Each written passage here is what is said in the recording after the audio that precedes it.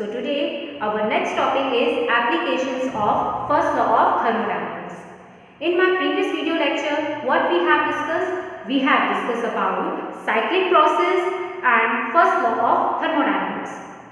और आज के इस टॉपिक में हमें पता है कि जब हम यहाँ पे फर्स्ट लॉ ऑफ थर्मोडायनेमिक्स के एप्लीकेशन पढ़ रहे हैं तो इट मीन्स इसमें फर्स्ट लॉ ऑफ थर्मोडायनेमिक्स की इक्वेशन भी यूज होगी। एंड अगर हम बात करें फर्स्ट लॉ ऑफ थर्मोडायनेमिक्स, अगर मैं आपको रिकॉल कराऊं कि फर्स्ट लॉ ऑफ थर्मोडायनेमिक्स क्या स्टेटमेंट देता है, so it states that if A small amount of heat dq is applied on the system, then a part of it may be used in increase its internal energy and the remaining part is converted into work done by the system, that is dW. Okay, तो अगर हम किसी भी particular system में dq heat provide कराते हैं तो उसका कुछ part internal energy of that system increase करने में यूज हो जाता है और जो रिमेनिंग पार्ट होता है वो वर्क डन करने में यूज हो जाता है। एंड ये जो स्मॉल वर्क डन होता है उसका फॉर्मूला हम सबको पता है वो कितना होता है, P d dq यहाँ पे ऐसे जैसे रहेगा, du यहाँ पे ऐसे जैसे रहेगा, जो यहाँ पे क्या बता रहा है, इंक्रीजिंग इंटरनल एनर्जी को बता रहा है, और P मीन्स यहाँ पे प्रेशर बता रहा है and dV means change in volume. क्योंकि आप सभी को पता है जब भी हम किसी पर्टिकुलर सिस्टम पे वर्क डन करते हैं या work done by the system होता है तो उस केस में वहाँ पे उसकी वॉल्यूम में चेंज आता है, या तो वहाँ पे एक्सपेंशन टेक प्लेस होगा या तो वहाँ पे कंप्रेशन टेक प्लेस होगा। ठीक है, ये चीज। और यहाँ पे क्या चीज टेक प्लेस हो रही है, work done by the system, क्योंकि ये जो यहाँ पे वर्क डन है वो पॉजिटिव लिया गया है। ओके, अब सबसे पहला जो इसका एप्लीकेशन है वो है साइक्लिक प्रोसेस। साइक्लिक प्रोसेस आपने पढ़ा हुआ है, इससे प्रीवियस वीडियो लेक्चर में इसमें क्या होता है, जो भी सिस्टम होता है वो वापस से अपनी इनिशियल स्टेट में आ जाता है, रिटर्न करके अपनी इनिशियल स्टेट में आ जाता है at the end of the cycle. मतलब जब हम बात कर रहे हैं at the end of the process, वो सिस्टम अपनी इनिशियल स्टेट में क्या आ जाएगा, वापस आ जाएगा। और उसके लिए जो हम PV डायग्राम बनाते हैं वो कैसा बनाते हैं कि अगर जो सिस्टम है वो A से B की तरफ वर्क डन कर रहा है, वर्क डन इट मींस यहाँ पे वॉल्यूम इंक्रीज हो रहा है, it means expansion, work done by system हो रहा है, और वापस से फिर ये B से A की तरफ आ जाता है कंप्रेस होने के बाद, मतलब कंप्रेशन प्रोसेस हो जाता है। कंप्रेशन प्रोसेस होने के बाद जब हम एंड ऑफ दी प्रोसेस की बात करते हैं तो इसने स्टार्ट किया था A से एंड वापस से ये इसी एक स्टेट में वापस आ जाता है। ठीक है, तो यहाँ पे जो इसका ग्राफ है वो साइक्लिक ऑर्डर में एक लूप फॉर्म में ट्रेस होता है। अब यहाँ पे क्या देखने को मिलता है, यहाँ पे देखने को मिलता है कि जो भी इंटरनल एनर्जी का चेंज हुआ है उस सिस्टम का इन साइक्लिक प्रोसेस, वो वहाँ पे क्या होता है, जीरो। ठीक है, जीरो हो जाता है। Internal energy during cyclic process वो क्या हो जाती है वहाँ पे, जीरो। क्यों? क्योंकि वहाँ पे क्या हो रहा है, चेंज इन इंटरनल एनर्जी, वहाँ पे क्या निकल के आ रही है, जीरो निकल के आ रही है।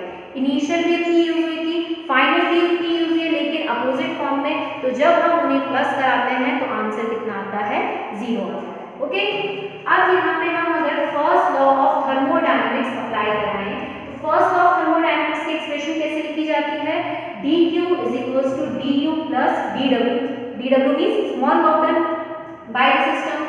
यहाँ पे साइक्लिक प्रोसेस में du 0 है, सो du की जगह यहाँ पे 0 आ जाएगा और dq is equals to pd and dq हमारे पास इसके इक्वल निकल के आएगा pd, और pd यहाँ पे क्या है, एक्चुअली स्मॉल वर्क डन या फिर वर्क डन। इट मीन्स अगर हम साइक्लिक प्रोसेस की बात करें, जब हम इसमें फर्स्ट लॉ ऑफ थर्मोडायनेमिक्स लगाते हैं तो जो भी हीट सप्लाई हो रही है उस सिस्टम को वो सारी की सारी किसमें चेंज हो जाती है, वर्क डन में यूज हो जाती है।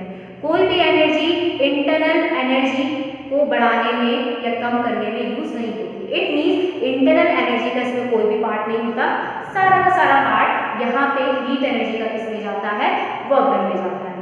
अब ये वर्क डन कैसे कैलकुलेट किया जा सकता है, आपको बताया था PV डायग्राम जो हम यहाँ पे बना रहे हैं, तो उस डायग्राम के अंदर जितना भी एरिया क्या हो रहा है, शेडेड एरिया निकल के आ रहा है, ठीक है, शेडेड एरिया रीजन, जितना भी यहाँ पे एरिया वो वहाँ पे क्या कर रहा है, ट्रेस कर रहा है, area under this cyclic process का जो भी यहाँ पे कर्व बन रहा है, उस एरिया के हेल्प से हम वहाँ पे क्या निकाल सकते हैं, वो वहाँ पे डिपिक्ट करता है किसको, work done by the system. Okay, तो ये हो गया फर्स्ट लॉ ऑफ थर्मोडायनेमिक्स का पहला application which is used in cyclic process.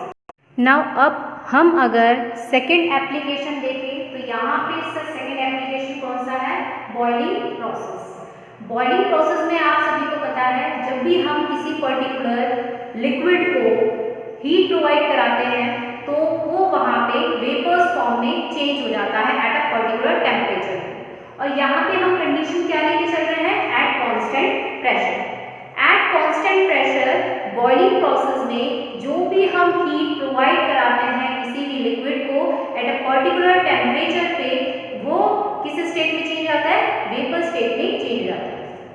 तो एक पर्टिकुलर अमाउंट ऑफ हीट जो उस पर्टिकुलर लिक्विड के पर यूनिट मास को किस में चेंज कर रहा है, उस लिक्विड से किस स्टेट में चेंज कर रहा है, वेपर स्टेट में एट कांस्टेंट प्रेशर। उस केस में हम वहां पे वो लाइट करते हैं लेटेंट हीट ऑफ वेपराइजेशन। समझ लीजिए हमने उस लिक्विड को कौन सी हीट प्रोवाइड कराई है, latent heat of vaporisation provide कराई है, और लेटेंट हीट ऑफ वेपराइजेशन को हमने यहाँ पे इंडिकेट कराया है L से। तो यहाँ पे हमने कंसीडरेशन क्या ले रखी है, कंसीडर लिक्विड जिसका मास क्या है, स्मॉल m है, एट ए टेम्परेचर, कितना टेम्परेचर, जो भी उस लिक्विड का बॉइलिंग पॉइंट होगा उतने टेम्परेचर पे एट कांस्टेंट प्रेशर पे हमने उसे पर्टिकुलर क्या प्रोवाइड कराई, जो भी हीट प्रोवाइड कराई, लेटेंट हीट ऑफ वेपराइजेशन, वो हमने क्या लेट कर रखी है, L लेट कर रखी है। Okay, now from first law of thermodynamics, first law of thermodynamics क्या होता है, d की जगह पे डेल आ जाएगा, क्योंकि d और डेल मींस चेंज होता है। अगर हम d की बात करें तो स्मॉल चेंज एंड डेल्टा की बात करें तो large change. So delta q is equals to delta u plus delta w। Okay, और इन सबके मीनिंग्स आपको अच्छे से पता है। जब हम यहाँ पे बात कर रहे हैं लेटेंट हीट की, तो लेटेंट हीट का फॉर्मूला आपने पढ़ा था, delta q is equals to m into l। m यहाँ पे क्या है, mass of that liquid, l यहाँ पे क्या है, latent heat of vaporisation, and delta q यहाँ पे क्या है, जो भी इसको हीट प्रोवाइड कराई जा रही होगी। ओके, तो डेल्टा q को हमने यहाँ पे ml लेटेंट हीट के टर्म्स में लिख दिया है। डेल्टा u मतलब चेंज इन इंटरनल एनर्जी, और यहाँ पे पॉजिटिव में है तो इंक्रीज इन इंटरनल एनर्जी। कैसे निकाली जाती है, फाइनल इंटरनल एनर्जी माइनस का इनिशियल इंटरनल एनर्जी। तो ये मैंने f और i यहाँ पे सफिक्स में लिखे हैं, f means final, i means initial, plus delta w का फॉर्मूला आपने पढ़ा था P delta v।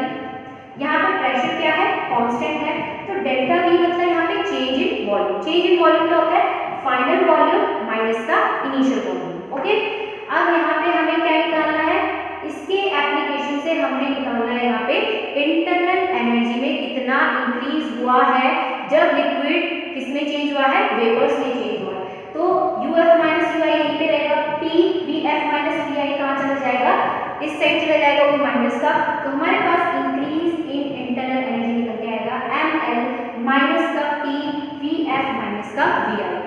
By knowing the value of mass of liquid, latent heat of vaporization, P, pressure and change in volume, हमारे पास क्या निकल के आ सकता है, increase in internal energy निकल के आ सकता है। ओके, तो जब ये सारी चीजें नोन होगी इस फॉर्मूले में पुट करके हम यहाँ पे क्या निकाल सकते हैं, increase in internal energy easily निकाल सकते हैं। ओके,